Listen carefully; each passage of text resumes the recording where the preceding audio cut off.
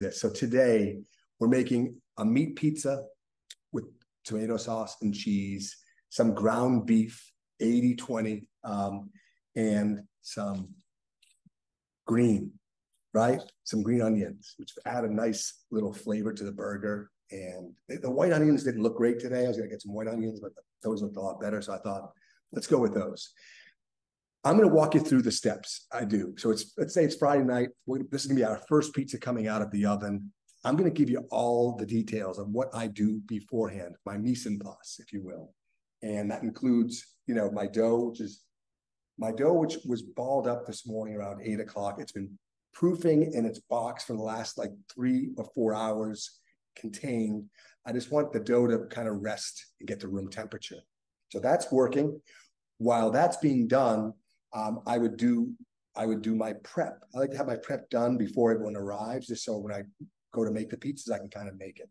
So let's go through each individual ingredient of what's going to go on this first pizza, and we'll share what I would do. And then if you have any questions, we'll get to the questions, and then we'll construct and make the pizza and bake it ultimately on our baking steel. If you have any questions, just drop them in there and we'll get to them probably in between here. Okay, so let's stay with me. Follow us. It's just our Bianco di Napoli tomatoes. These are whole peeled. I use crushed in this batch right here. And I added a little bit of sea salt. That's it. That's my tomato ingredients, my tomato sauce ingredients. So we've got that done aside. For our cheese, we've got 3 cheeses here. I have a low moisture mozzarella, I have a fontina, and I have a fresh mozzarella. This I'm going to break off by hand. These other 2, I'm going to try to shred ahead of time, right? So I'll take my low moisture mozz, my Wonder Shredder, and just kind of shred. I like this Wonder Shredder, and I'll show you guys where to get these. You can find them on eBay, because I love these big shreds of cheese. Aren't they beautiful?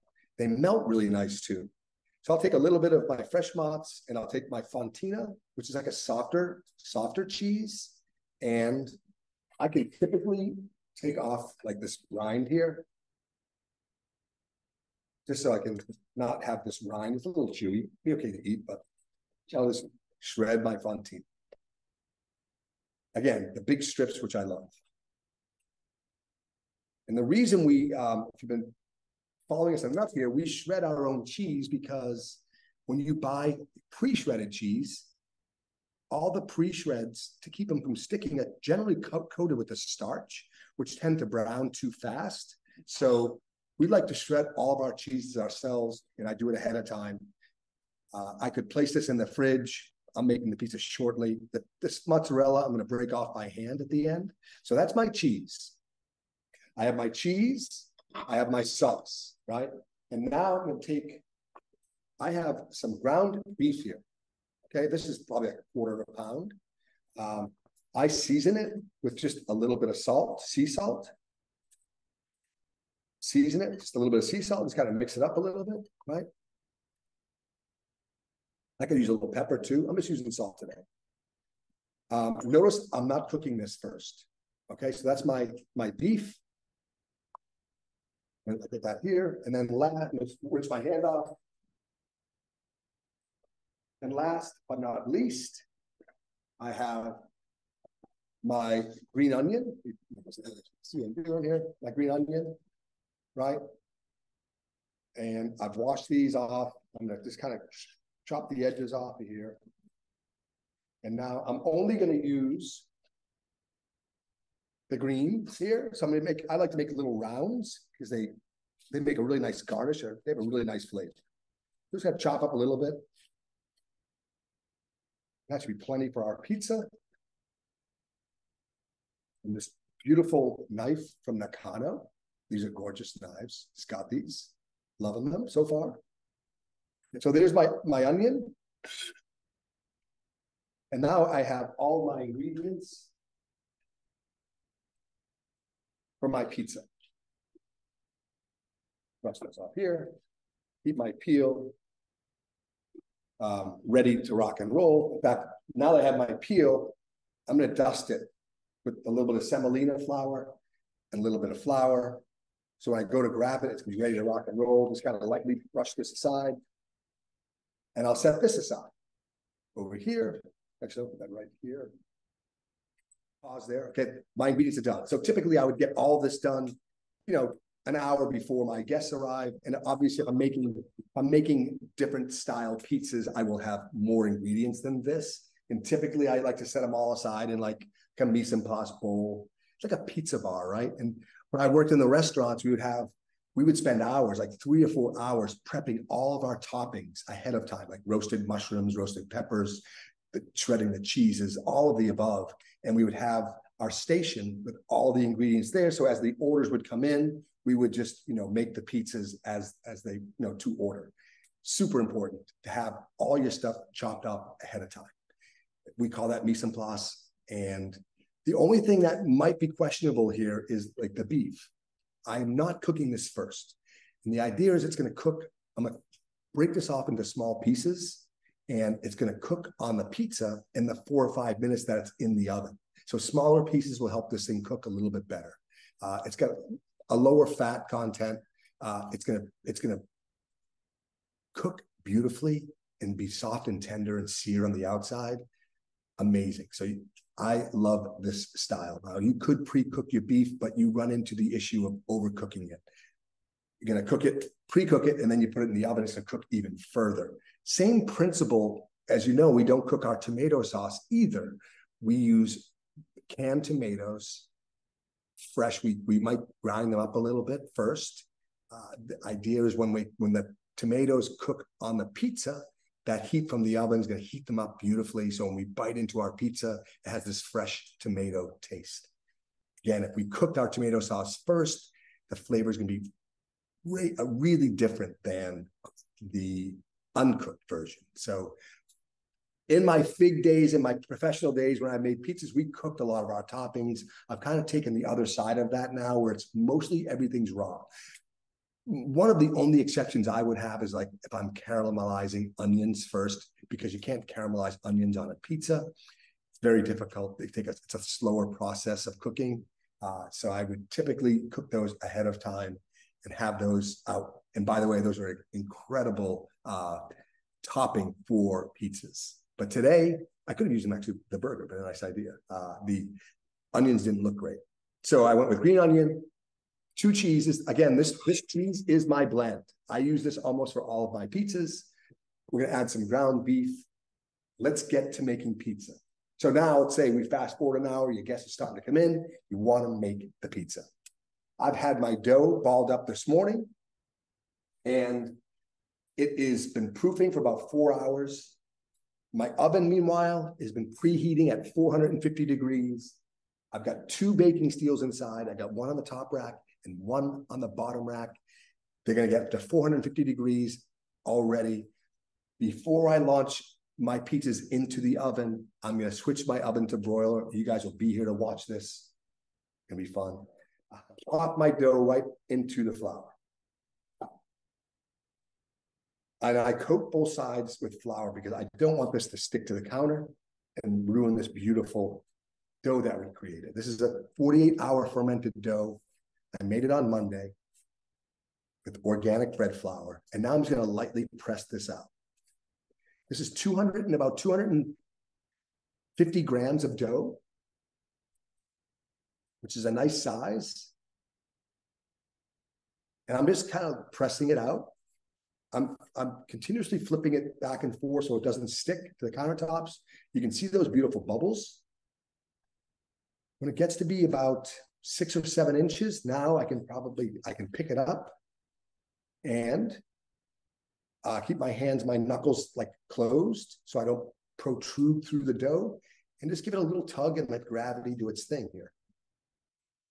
I'm really patient. This dough is not cold. If it was a cold dough, it wouldn't stretch as easy.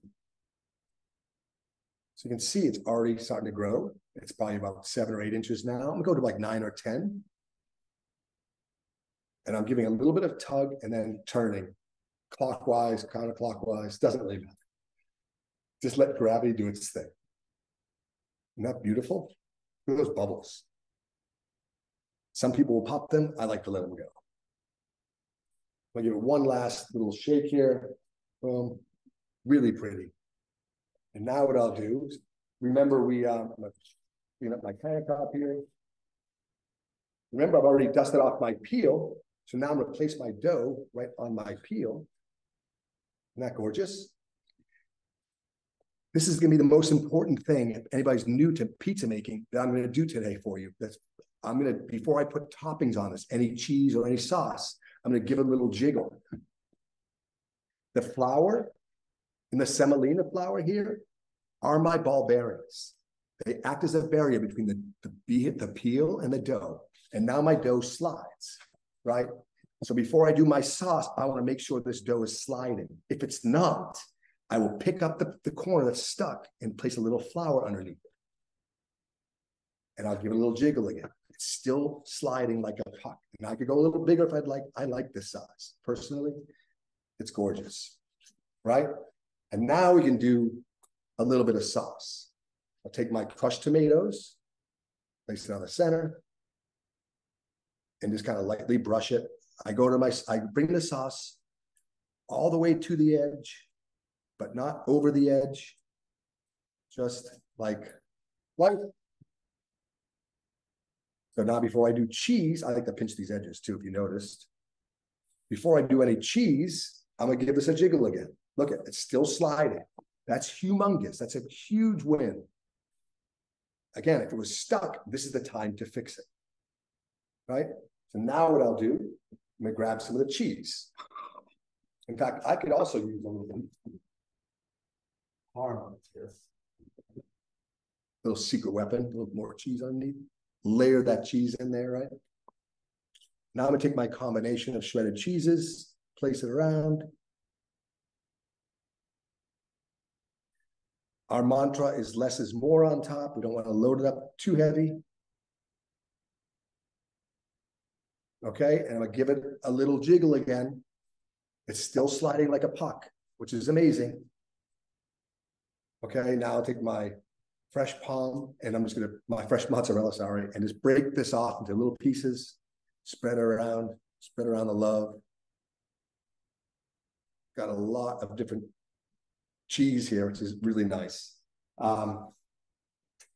Next, now I'm gonna go to the ground beef, and I'm gonna break these off into little chunks, little pieces, okay? Just little pieces of ground beef that's been seasoned lightly with salt. That's it. Again, you can see how small these are. I want these to cook all the way through, so I'm kind of like little nickel pieces almost. And that's it. That's my meat. Actually, before I give them one last jiggle, I'm going to my oven, which has been preheating for an hour. Preheating for an hour at 450 degrees. This is an electric oven. I just switch it to broil. So now when we have that broiler, because my oven's only at 450 degrees, that broiler will kick in within like a minute, which is super fast. If I preheated at 500, the oven would be too hot and that broiler would not kick on for a few minutes. So we kind of hacked around that really hot oven. So 450 I find is a really good preheat.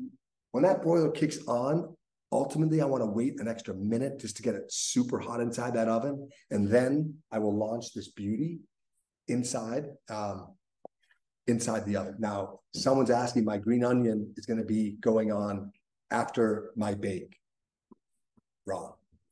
That's just a game time decision. You could cook those also. I'm just going in. I want to have that vibrant green to hit this beautiful pizza. Okay, so I'm going to check my oven.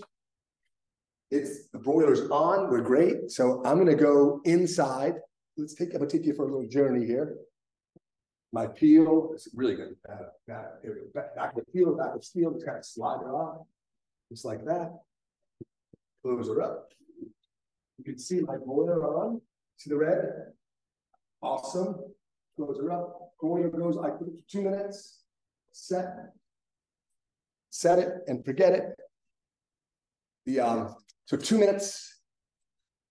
And I will probably spin that pizza maybe once for like 15 seconds just to make sure the coloring on top is pretty even. And then I will switch it back to convection bake, maybe before then too, just so I don't get the top too dark, which can happen.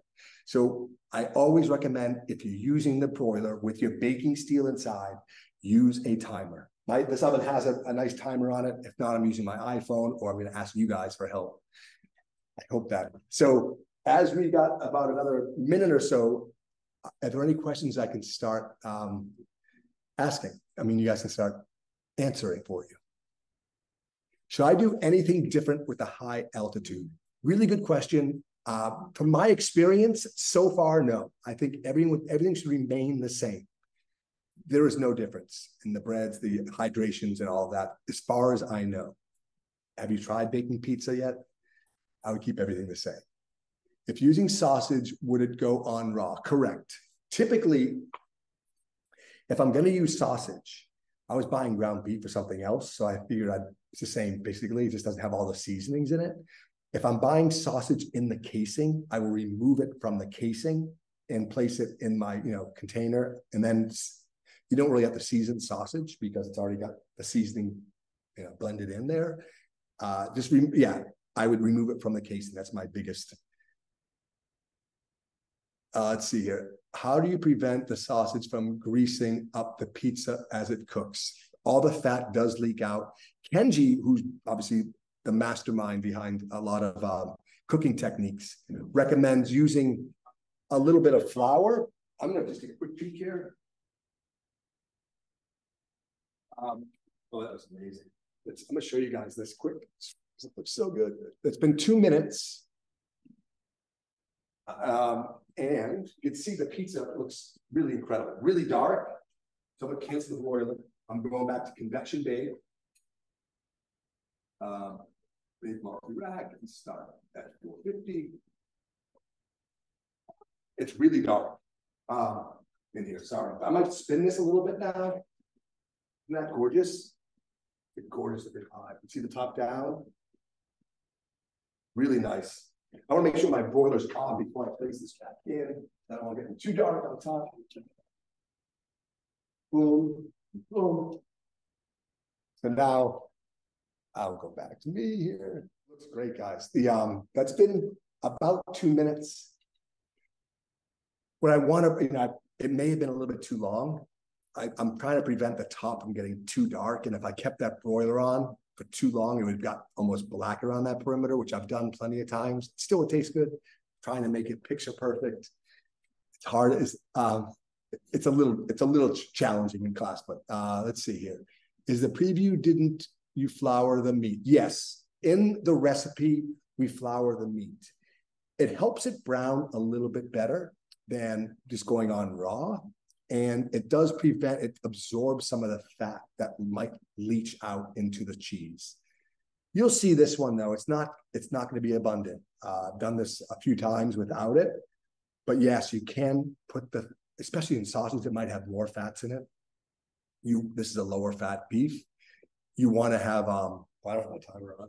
It's okay. Well, you want to make sure it is floured if you have a higher fat, which would be sausage. Great question. I have 2 baking steels in my oven. Typically, I would take that pizza and just move it to my bottom steel after the broiler. And the reason is that way it protects the top from getting too dark. For class sake, I know most people only have 1 steel. I just want to show you that 1 steel is all that's needed. 2 steels is for multiple pizzas. If I'm making pizza after pizza after pizza, I would just launch on top, move that to the bottom, launch a new one on top, and just continue that cycle for 4 or 5 or 6 pizzas, depending how many I'm making. I hope that answers that. Yes. How do you prevent the sausage from, okay, that's good. Any more? I'm going to take a peek again here, see how we're doing. Oh my goodness, it looks incredible. Oh my gosh, so pretty. I'm going to pull it out so you guys can see.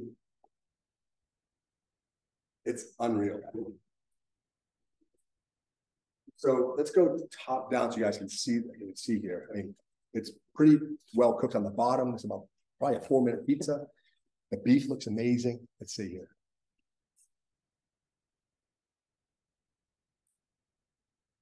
There we go. Isn't that great looking? It's a great looking pie. So you can see it's got some char. I don't want to flip it over. I'll show you on the other side, on the other angle. But the beef did tend to brown a little bit, which is nice. The cheese melts really great. So now what I'll do is I'll take my green onion just to give it a little light, little color. Add a little green in there. If you'd like, at this point, you can add even a little bit more cheese, right? Oh man, that crust is insane. You can see it's just beautiful. Look at that lighting. Isn't that great? Oh, I can't wait to dive in. So good. It's so amazing. Let me see if I can show you here. The colors are great. Underneath, you can see it's cooked. It'll probably go like another 30 seconds underneath there, but I'm probably gonna pop this up and bring it home for my kids to devour later. Smells amazing. The crust looks so beautiful. It's great. Any more questions, you guys? Anybody hungry or have some? I can't wait to cut this thing, man. It's gorgeous. Smells so good too. Anybody have any questions? Let's go. Let's do it. Let's do it. Thanks, Kevin. Yeah, it's great, man. This looks, the crust looks so good. I don't know what I would do to try to improve it. Maybe some white onion would be great. Ooh, this is probably good. Probably a question or perhaps a topic for a whole episode. If you only have a few guests, it's easy to have a half dozen dough balls in the fridge. Right, okay. But what if I want to make 20 dough balls for a bunch of guests? How could I prepare our dough? Let it ferment for at least 24 to 48 hours and then have them all the dough ready for the party? Yes. Do I ferment all the dough first, or do I make the dough and then ball it? Great question. It's a lot of questions. So let's say I'm making, in fact, I've done this quite a bit. I've made, 10 to 15 pizzas. 20 I've done, but like not in a while, but 10 to 15, I would make all of my dough first, bulk ferment it in my dough container. So one of these can do probably like 7 or 8 doughs, maybe 10. Okay. Then I'd bulk it all first in my dough container for 24 hours at room temp, and then I would put in the fridge for another 2 or 3 days. And my next step would be to ball it up. Now, balling 10 or 20 dough balls the day of is going to be a little time consuming. So make your dough balls, give yourself at least 4 or 5 hours before your guests arrive to remove the dough from the fridge and start to make your dough balls. Now, these are going to stay out at room temperature. So place your dough balls on a sheet tray, lightly coat them with flour, like really light, and then just place some plastic wrap to make those airtight. And those will proof really, really well. They'll be beautiful by the time they're done. And then when your guests arrive, your dough is going to be soft and supple. And 20 pizzas is a lot. So you need to really do the math as far as like the cheeses, the toppings. Other than experience, like I know like 1 can of tomatoes will make, gosh, there's 28 ounces in here, probably like 7 or 8 pizzas per, maybe 10 pizzas per container of tomatoes. Your cheese, you just have to do the math. Like it might be, buy a couple of pounds of cheeses, variations, so you can shred them all. And it's going to be a challenge. I wouldn't recommend jumping into 20 pizzas right away. It's going to take a little bit of practice. However, fun. Same principle. Have all your stuff chopped up, all your prep, all your cheeses shredded, your sauces made, all your toppings, where you'd be mushrooms and peppers and caramelized onions, pepperoni, you name it. Have everything done ahead of time. And then when your guests arrive, they'll take the stress away. And then you can just start making your pizzas as you go. I would have 2 steels in my oven for sure for that many, because I would launch on top, and then my next pizza, I would stretch and make my next pizza. After 2 minutes, I'm moving my top pizza down to the bottom steel, and I'm launching a new one on top. And I'll continue that cycle. Almost every 2 or 3 minutes, I'm pulling a pizza out and loading another one in. And typically, when I would make several like that, I would usually make the cheese pizzas for the kids first, just basic cheese or basic pepperoni, feed the kids, take a break, have a drink, and then start making the adult pizzas. And that's typically, it could be all kids, it could be all adults. I think you catch my point there. Just start feeding. And then with pizza, it's such a great social food. We just make a pizza. Like, for example, if I had 2 or 3 people here, we would each have a slice or 2 of this pizza. And then I would make the next one. And then I might start asking the guests, hey, what would you like on this next pizza? It's really a great social evening for everybody. Can't recommend it enough. I get some more questions here. To cut the pie. Ooh, good question. How would I cut my pizzas? I would typically use my rocker. This is a little, it's in the wash, but it's a rocker to cut my slices. You could also use a knife to cut them. I would cut them in 4, 6, or 8 slices, depending on how big the pizza is. This one's probably about 12 inches, if you will. So the rockers are great because you can kind of boom, really manhandle your pies. Just do 1 slice, then another slice. We offer those on bakingsteel.com. If you need help finding that, just shoot me a message. I can really attend, but do appreciate you. You're welcome. Thanks, Lance. My pleasure. I love doing these classes, and we have some, I think next week we're doing bagels, something we haven't done in a while, and those will be fun on the Baking Steel. Always like the pizzas. And then we're going to do, I think at the end of the month, we're doing another dough hangout. And then we're going to get to maybe some pies in November before Thanksgiving. Because yes, you can do pies, you can do bagels, you can do all these things on the Baking Steel. Are there any more questions, you guys? We will follow up with this video, send it to you guys, and then any questions, just hit me up in that email.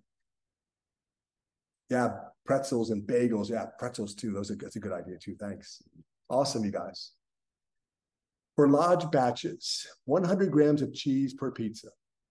128 can does 8 pizzas. Oh, yeah. So 128 can, one of these, 28 ounces, does about 8 pizzas. I'd say it's about right. 7 to 8 or 9 even, depends how heavy you go. These are great. 100 grams of cheese per pizza. I'm not sure how many grams are in a pound, but you can go to the deli and cut big chunks out at the market. Low moisture mozz. I like to do a combination of cheeses too. You guys are amazing. Thank you. Thank you guys for being here. Grateful. We'll see you next week. Bye, guys.